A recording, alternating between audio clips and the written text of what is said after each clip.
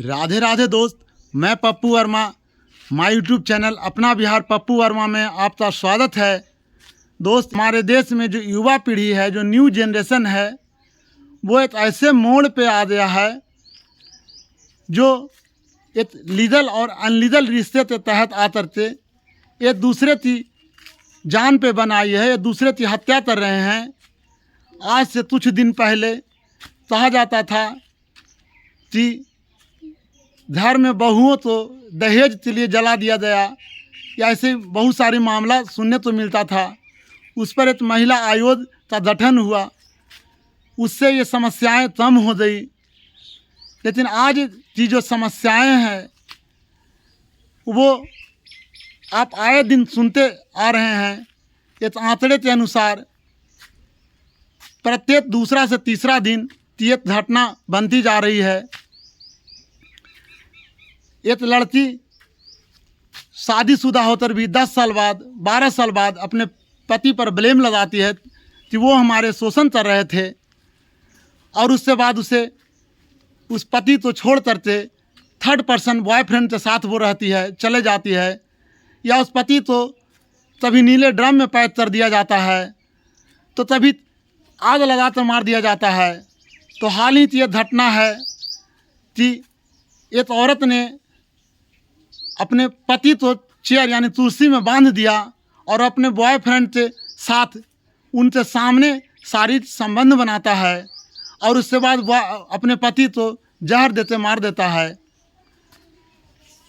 इससे पहले तो ये आपने भी चर्चित घटना सुना, चेतन अग्रवाल और सिया अग्रवाल का। वो एक मंजेतर थे और वो लोहागढ़ से टीले पे ले जाता है और 400 फीट की ऊंचाई से अपने मंजेतर यानी चेतन अग्रवाल को ऊपर से धक्का देता है अपने बॉयफ्रेंड के साथ मिलकर के। तो ऐसी जो घटना है वो करीब आज के डेट में हर 2 से तीसरे दिन की समस्या बनती जा रही है हमारे देश में।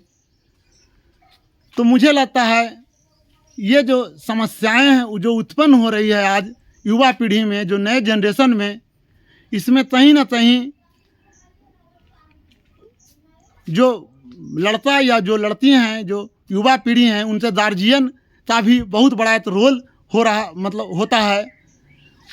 कहीं ना कहीं वो अपने संस्कारों से वंचित रह गए, वो अपने बच्चों को अच्छे संस्कार नहीं दे पाए।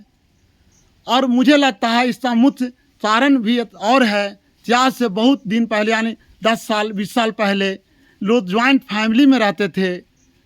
दादा रहते थे, दादी रहते थे, चचा चाची, बहुत सारे परिवार रहते थे। बच्चे कहाँ जाते हैं, तब जाते हैं, तब आते हैं, उनका ख्याल रखा जाता था। तीसरे साथ जाते हैं, उनका ख्याल रखा जाता था। लेकिन आज की जो युवा पीढ़ी है वो, या फिर जो हमारे देश का एक नारा है शिक्षित बनो, तो कहीं ना कहीं युवा पीढ़ी शिक्षित तो बन रहे हैं, और हम पैसा के लोभ में अपने परिवार से दूर जा रहे हैं, अपने बाल बच्चों को फ्री छोड़ रहे हैं। और मुख्य कारण यही होता जा रहा है, बच्चे संस्कारहीन होते जा रहे हैं। उन्हें ये फैसला करने की उनमें क्षमता नहीं रह गई थी हमारे लिए क्या उचित है और क्या अनुचित है, और हर दिन की यह समस्या बनती जा रही है। एक लड़की बॉयफ्रेंड के चक्कर में अपने पति तो त्याग रहा है, तो कोई अपने एक बॉयफ्रेंड के चक्कर में दूसरे बॉयफ्रेंड तो मार रहा है, और उसके लिए वकील साहब भी पैसा के लोभ में कोर्ट में आ करके उसे निर्दोष साबित कर रहे हैं। आए दिन लड़का जो है या पति हस्बैंड मारा जा रहा है। लड़कियों तो जेल होती है, साल भर में बेल होता है और फिर ऐश मौत की जिंदगी गुजरता है। लेकिन मेरा एक सवाल है कि जो लड़का मारा जाता है, जिसकी हत्या हो जाती है, क्या ये तो माँ था वो बेटा लौट जाता है? क्या ये पिता था वो बेटा लौट जाता है? क्या तो भाई बहन थी भाई लौट जाता है?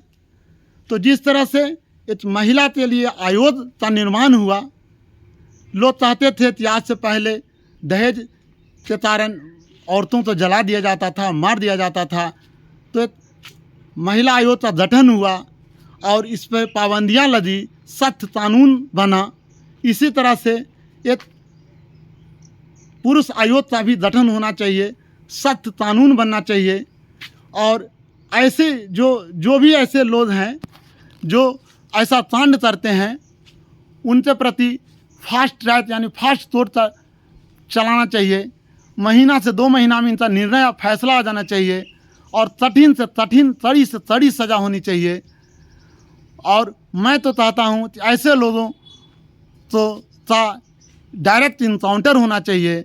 उसे 1 और 2 महीना, 3 महीना, साल भर जीने का और मौका नहीं मिलना चाहिए।